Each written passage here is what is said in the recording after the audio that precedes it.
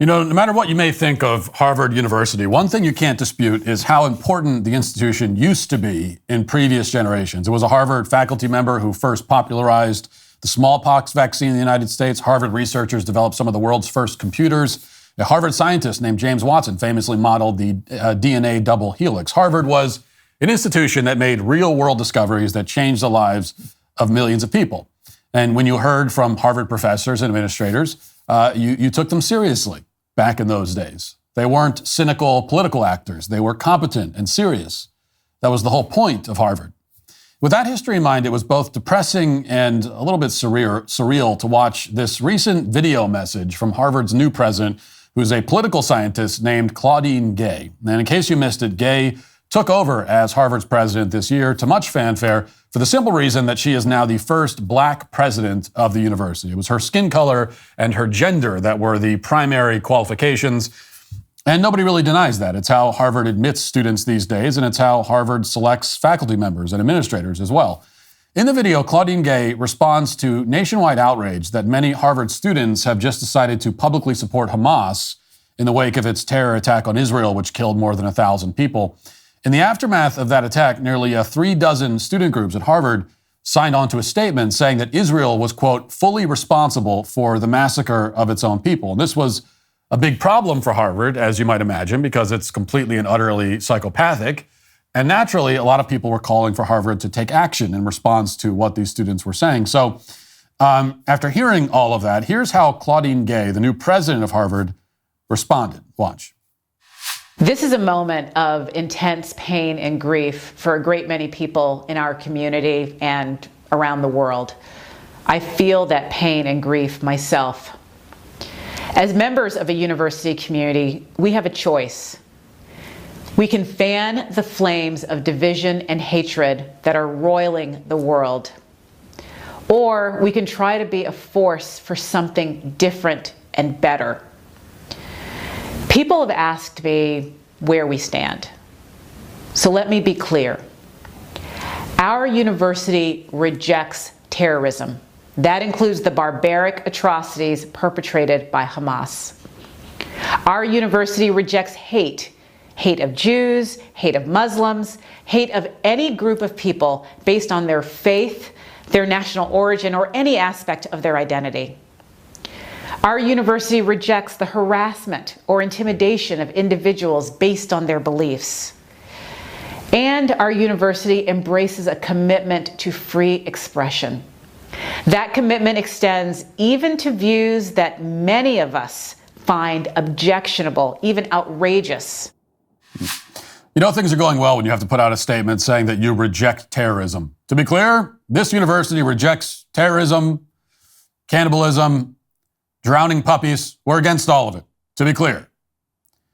Now, first of all, this needs to be said, Claudine Gay sounds indistinguishable there from a random fourth grade teacher in that clip. I mean, if you watch that footage without any context, you'd have to ask yourself, this, could you tell that that was the president of Harvard?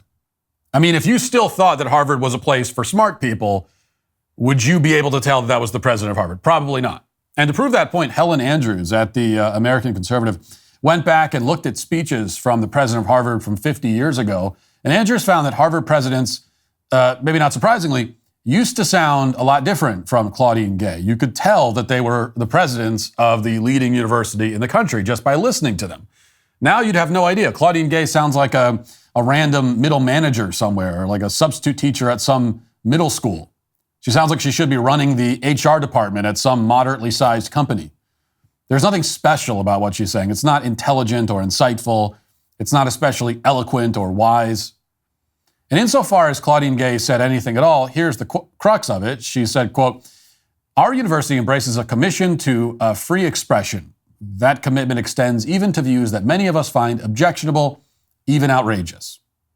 Now, if you take that at face value, it's a reasonable sentiment. Speech on college campuses shouldn't be suppressed or punished, even if it's gratuitously wrong.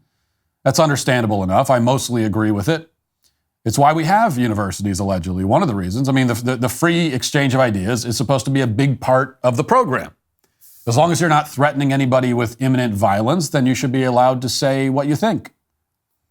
And universities in this ideal world would be places where young people can experiment with ideas, where they can adopt positions that are perhaps radical, and then try to defend those positions intellectually in open debate. That's one of the ways that you can find out that your ideas are wrong, is by having them challenged and trying to defend them. And if you're never in a position where you have to defend your ideas, then you may never discover that you are horrifically wrong about everything that you think. So that's how universities should work. Maybe it's how they once did work. It would be nice if they still worked that way, but they don't anymore, and that's the point. So the problem, and it's a very big problem, is that Claudine Gay clearly does not agree with her own statement. Like so many leftists, she's pretending to embrace some kind of universal principle of open expression, even though she's more than willing to renege on those principles when it's convenient for her to do so. She embraces free expression if the expression excuses terrorism, but she certainly doesn't embrace speech that contradicts her preferred narratives about, say, gender ideology or BLM. And we don't have to guess about that, by the way. Consider that it was just a year ago that Harvard told students that if they, quote, misgender a fellow student, meaning if they use the appropriate pronouns to describe a student's gender, if they use grammatically correct language, then they are potentially guilty of abuse. Every undergraduate at Harvard was told that if they use the wrong, quote unquote, wrong pronouns for a fellow student, or if they do anything to, quote, lower a person's self-worth, then they're subject to disciplinary proceedings. This is all according to reporting from the Washington Free Beacon. But Claudine Gay never issued any impassioned video message in defense of Harvard students' rights to refer to one another by their actual biological sex. She never affirmed the right of Harvard students to express their belief in things like reality and biology. Instead, she sat idly by, approvingly, nodding her head, as students were told that they'll suffer severe consequences unless they affirm the delusions of their mentally ill classmates. The G20 is an international forum for governments and central bank governors. It was established in response to the financial crisis of the late 1990s with the aim of promoting international financial stability. Well, last month, the G20 announced a plan to impose digital currencies and digital IDs on their respective populations. Central bank digital currencies essentially allow the government to track every purchase you make, even if you don't follow international economic policies that closely. You should be concerned, and you should consider diversifying at least some of your assets into physical gold with the help of Birch Gold Group. Call Birch Gold today to preserve your savings in a tax-sheltered retirement account. If you have an IRA or 401k from a previous employer that's just gathering dust, call Birch Gold, and they will help you convert it into an IRA in gold. You're not going to pay a penny out of pocket. They will simply convert that 401k that's just sitting there in a bank somewhere into physical gold, which can't be tampered with. Text Walsh to 989898 and Birch Gold will send you a free info kit on gold. If digital currency becomes a reality, you will be glad you have something physical to fall back on. Text Walsh to 989898 and claim your free info kit on gold today. There are many other examples of Claudine Gay's apparent lack of commitment to freedom of speech. To give just one more example, it was just a few years ago that Claudine Gay oversaw the destruction of a black Harvard professor named Roland Fryer. Fryer ruffled a lot of feathers at Harvard because of his heterodox findings on race and policing. Specifically, Fryer found that there's no statistical evidence that police use disproportionate lethal force against black suspects. Even though this is everything we've been told by BLM and the race hustlers, what he found is that it's all bunk. It's not true. Fryer also found that black students who perform well in school are often shunned by their black peers for being, quote, too white. Now, how did Claudine Gay respond to this? Well, she tried to burn the heretic, of course. Here's the backstory. Fryer fired a staff assistant who then accused him of sexual misconduct. And Harvard's own investigators found that the staff assistant's claims were mostly bogus, and they recommended that Fryer receive some HR training, and that's it. But Claudine Gay, who saw Fryer as an existential threat because of his views on things, decided to overrule that recommendation from Harvard's own investigators. She wanted Fryer fired.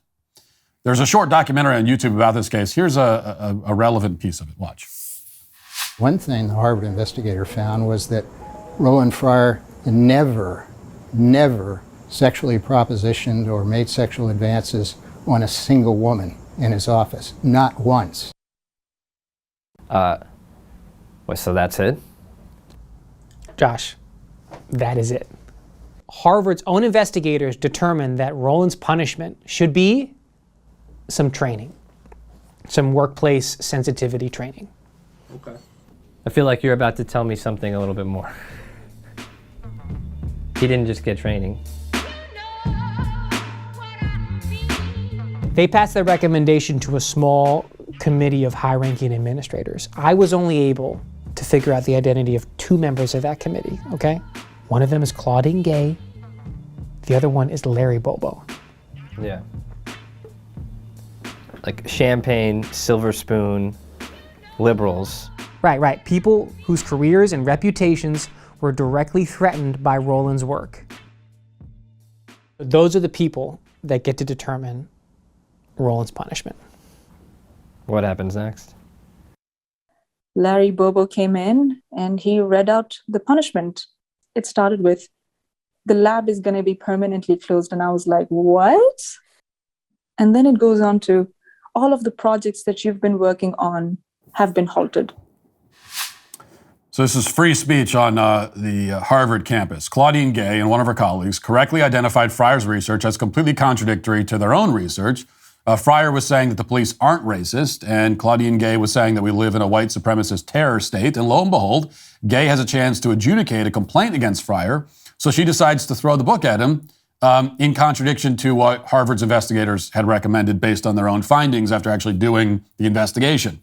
In fact, she petitions Harvard's president to revoke Fryer's tenure so he'd never be allowed to step foot on Harvard's campus ever again. This kind of retaliation, this hostility towards disfavored speech, is the norm at Harvard. It has been the norm for a very long time. According to the Foundation for Individual Rights and Expression, or FIRE, Harvard has a, quote, dismal record of responding to deplatforming attempts to sanction students, student groups, scholars, and speakers for speech protected under First Amendment standards. Of 9 attempts in total over the past 5 years, 7 resulted in sanction. Fryer also declared that Harvard had received its, quote, worst score ever in FIRE's college free speech rankings. Its worst score. FIRE specifically notes that, quote, from 2019 to this year, Harvard sanctioned 4 scholars, 3 of whom it terminated. In 2020, Harvard revoked conservative student activist Kyle Kashuv's acceptance over comments he made on social media as a 16-year-old, for which he had since apologized. In 2022, Harvard disinvited feminist philosopher Devin Buckley from an English department colloquium on campus over her views on gender and trans issues. FIRE's report goes on to explain that according to survey results, many Harvard students self-censor their political views. They're also subject to hostility if they espouse pro-life views on campus, etc. So it's everything you'd expect. Don't you dare suggest that the police aren't hunting down black men and murdering them in cold blood. That crosses a line. That's because at Harvard and many other so-called elite universities, the only sort of speech they have a problem with is true speech. The war on free speech on campus is a war on truth. Harvard and Claudine Gay simply cannot tolerate the truth, which is much worse than simply not tolerating opposing ideas. What makes the situation on American campuses so dire is not just that speech is suppressed, but it is specifically the type of speech they suppress. True speech. If you're going to suppress any speech, and I'm not saying you should, but if you do, it should be false speech, untrue speech, delusional and crazy and morally deranged speech. But Harvard, along with many other college campuses, most college campuses, goes the other way. Untrue speech is welcomed, true speech is not. Now, I'm happy to be wrong about all this. I'd love nothing more than to be proven incorrect on this point as it pertains to Harvard. I've already announced that I'd love to come to Harvard and give a talk so that Harvard can really have a chance to prove its free speech bona fides. This is the generous offer I made on Twitter the other day, and I mean it. What better way for Claudine Gay and Harvard leadership to demonstrate their support for diverse viewpoints than to host somebody like me on their campus? And I'd be happy to show up. I'll clear my schedule. I'm sure many of my colleagues would as well. Would Ben Shapiro be welcomed at Harvard right now to give the alternative viewpoint to those pro-Hamas student groups? Maybe we could do a whole Daily Wire symposium right on campus, just a suggestion. If Harvard and Claudine Gay are serious about their commitment to freedom of speech, no matter how odious they think that speech may be, then this should be a no-brainer. I haven't heard back from Harvard since my tweet a few days ago announcing my interest in speaking on campus. So right now I'll ask student groups directly. If you'd like to host me on campus, just say so. I'm ready and willing to show up. And unlike Claudine Gay, my commitment to free speech and debate isn't conditional or opportunistic. You invite me, I show up. It's that simple. And if Harvard students and faculty can defeat me in open debate, then I'll have no problem with that. That's the way it goes. I'm happy with the whole world seeing whatever transpires. I didn't graduate from Harvard or any college like it or any college at all. And yet, despite all of that, I will show up. I am nothing more than a high school graduate who is willing to openly debate Ivy League students and faculty live on camera. How could they do anything but jump at that opportunity? I'm not afraid. So I have this simple question for Claudine Gay and all the administrators and student leaders at Harvard. What exactly are you afraid of? Hey, YouTube, thanks for listening to the show. If you'd like access to my full show with no ads, you should go to dailywire.com and use promo code Walsh to get 2 months free on all annual plans. See you there.